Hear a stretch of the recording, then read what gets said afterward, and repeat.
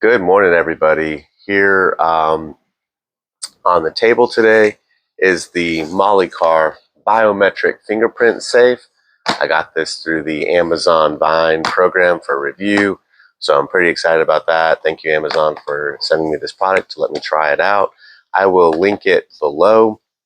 I'm just going to do a quick unboxing into kind of the setup of it, and then just showing you how it works and everything. So here, nice box right here.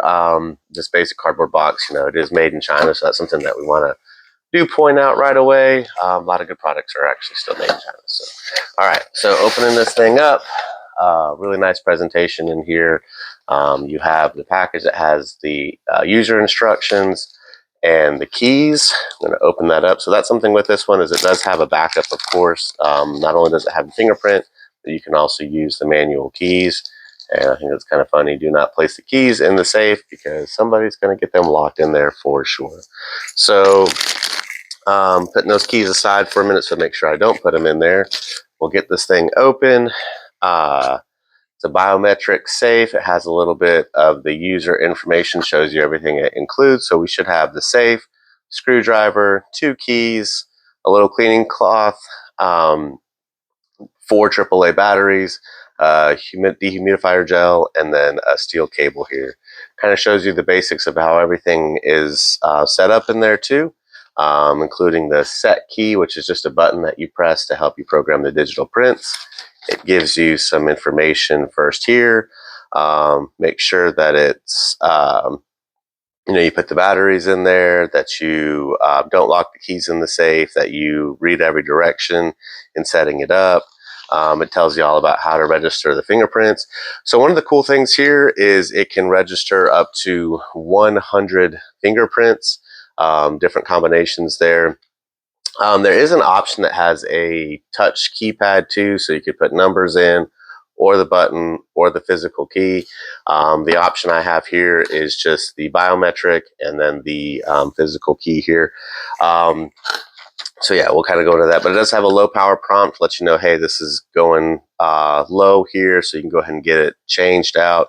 And then it has the steel cable that you can assemble in there to kind of better secure it to wherever you're putting it in. I do always want to point out, don't let a safe be your only safety measure, right? Just be aware that there are ways to overcome pretty much everything. So we'll take this out, kind of lay it here. See if we can still get it in the camera frame too. Awesome. All right, the box doesn't have anything else in it, so I'm going to take the manual keys. Kind of, this is your initial setup of what you'll need to do in using this. You'll get your keys out, and then down at the bottom here is your little keyhole. You just pop it right in there, open it right up. We're going to set these way out of the way here, right? So inside you have your screwdriver, you have your steel cable, your 4 AAA batteries, your little cleaning cloth right here. Really, that's more to wipe down your biometric area too. And then with your screwdriver, it does come with a few extra screws too for it. So yeah, so pretty good size here. I'm going to take this, my wife's M&P shield, clear and empty, nothing in the chamber, no magazine even present. We're going to release it so you can kind of get an idea, get that better in the picture here. Get a little bit of light for you guys. There you go. Get that better in the picture here. You can see that fits nicely in there. Pop it open and ready to rock and roll. It does have a manual safety too, but again, clear and empty. All right. So for the install of your batteries, it's going to be, you kind of tilt this up a little bit, and you'll open up this compartment right here and remove the battery compartment. It is a little like a block for 4 batteries. I've already installed some Energizer batteries. I wanted to make sure I understood how to operate this. And I didn't read the directions like I was supposed to, so at first I thought it was just 2 batteries that went right in here.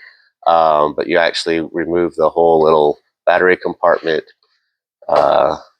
this whole little piece here. It's easier to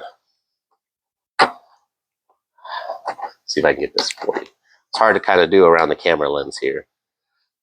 All right, so you have this whole little battery pack right here. You put 4 AAA batteries in it, and you slide that sucker right back in. I can remove that foam out of the way, get that in there, put it in there. We've got the little hooks to go right in place, and then we'll have our little screw. We'll screw that back in. Kind of tedious doing this behind the camera lens, so I'm sorry about that part. All right, so got that in there. All right, so we get that screwed in there. Like I said, this will do up to 100 combinations of 100 different fingerprints. It's kind of hard to, sorry, I bumped the camera there, but you have your LED lights right here. Just below the LED lights, they call it a set key. So you press that to program your fingerprints. So I will do one of these just to kind of show you how it works. I'm gonna do my middle index finger. So you press it real quick one time. It's gonna blink green. I'm gonna hit it once, hit it twice, hit it 3 times. So it didn't get that third one the same as the first one. So let's try it again. Let's see if I can. All right, so it got those all the same.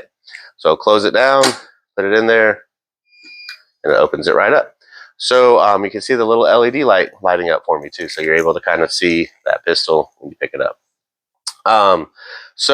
I've already gone in there and programmed a few different ones. So I programmed my thumb, right? I've programmed my index finger. I've programmed now my middle finger. Show you real quick. I have not programmed this one, right? Does not work. I've programmed my thumb on my other hand. All right. So we'll talk about that too. I programmed my index finger on my other hand too. All right. So lots of different ways, and then you can see I have not programmed my index finger on my other, or my ring finger on my other one. Does not work, right? So I'm gonna set this stuff aside. We'll talk about a few things with this as well. Oh, one quick thing too. On this side area, I'll open this and lock it out. On the side area right here is where you would put your steel cable into. So that kind of just lets you secure it to whatever you're putting it on, putting it at, and you're able to use it from there. So kind of just talking through this thing again. So what is a good purpose, or why would I buy this? Again, first of all, I've been looking at a couple of different options. I know biometric safes have been on the market for a long time now.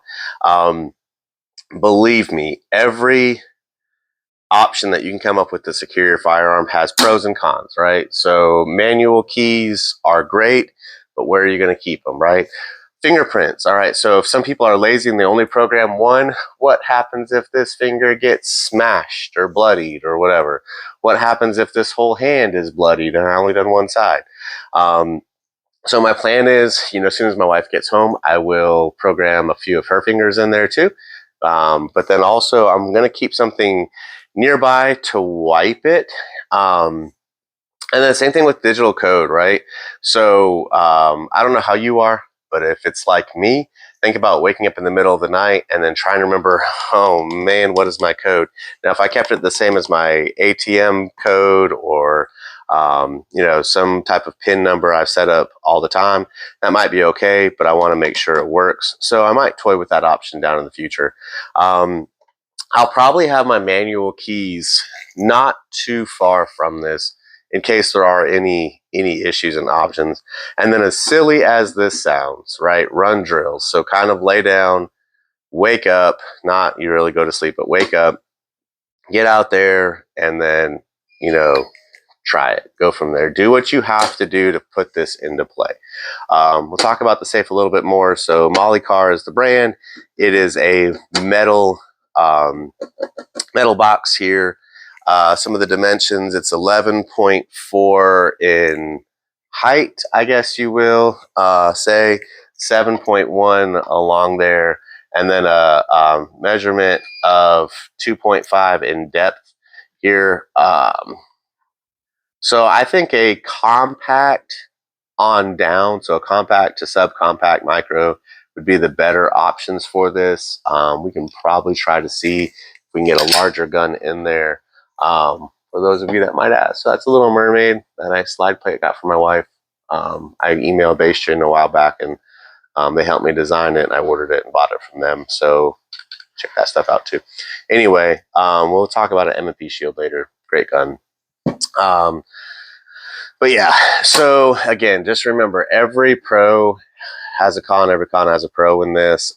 We wanted something, we have a kiddo, and we wanted something that was a little bit more secure, that was still by the bedside, for, you know, something that goes bump in the middle of the night, right?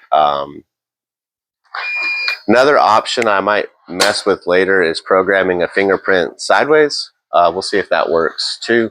So that way, if I'm, you know, on the side of the bed and use it, it'll work from there.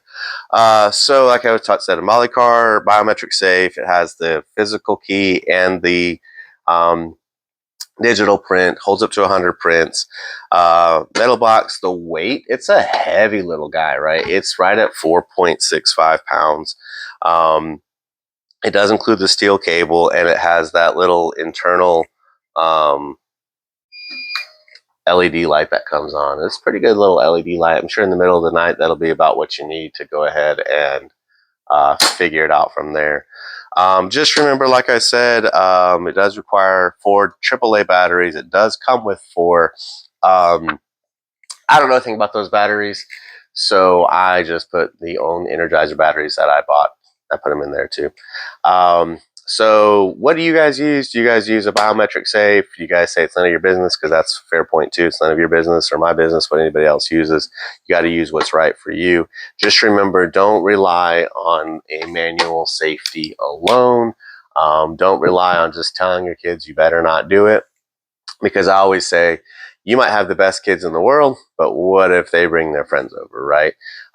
So this is a great option. This is also another option for if you have it, you know, in the car and you have it to transport it somewhere. You know, you can put that steel cable around the frame part of your frame of your seat or something, and then that way it's secured in your vehicle. I do not recommend keeping your car or your gun in your car overnight, unless you absolutely have to, right? So again, have you used biometric safes before? What do you use now? What are the pros you found out about them, the cons you found out about them? Thank you so much for watching, and I hope you all have a great day. Thank you.